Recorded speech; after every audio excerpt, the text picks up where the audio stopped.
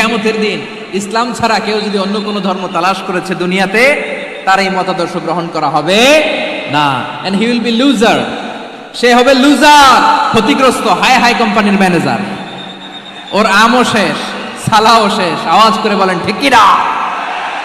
এজন্য ইসলাম পেয়ে আমরা খুশি না বেজার?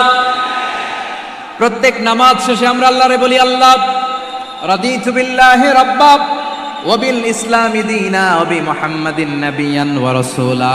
ও আল্লাহ, তোমারে রব হিসেবে পেয়ে আমরা খুশি। ও আল্লাহ, ইসলামকে ধর্ম হিসেবে পেয়ে আমরা খুশি। বিশ্বনবীকে আমাদের রাসূল পেয়ে আমরা খুশি। ঠিক কিনা বলেন? ইসলাম ছাড়া অন্য কোনো ধর্ম আমরা গ্রহণ করব না। ঠিক কিনা বলেন? আল্লাহর কাছে অ্যাকসেপ্টেড রিলিজিয়ন একটা, সেটা ইসলাম।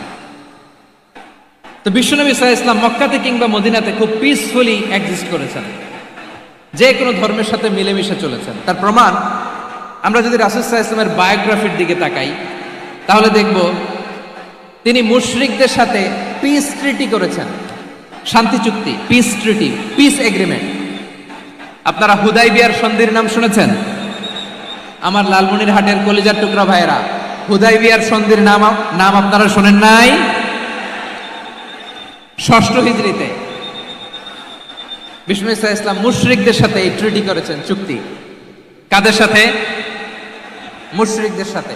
আমরা তো মুসলমান বসতে পারি না, আমরা দুই মুসলিম ভাই একসাথে বসে চা খেতে পারি না, গল্প করতে পারি না। বিষ্ণু ইসা ইসলাম মুশরিকদের সাথে ট্রিটি করেছেন, হুদাইবিয়ার সন্ধি। এই সন্ধির আগে মক্কা থেকে কেউ মদিনায় যেতে পারে না, মদিনা থেকে কেউ মক্কায় যেতে পারে না। কিন্তু এই সন্ধির পরে ট্রাফিক স্বাভাবিক হয়ে গেল। মক্কার লোকেরা মদিনায় আসতে পারে, মদিনার লোকেরা মক্কায় আসতে পারে। এটাকে বলে সুলহে হুদাইবিয়া, the peace agreement of Hudaibiya, শান্তি চুক্তি। আমরা পৃথিবীতে এখন অনেক শান্তি চুক্তির নাম শুনি, এগুলো সব the piece treaty of Hudaibiya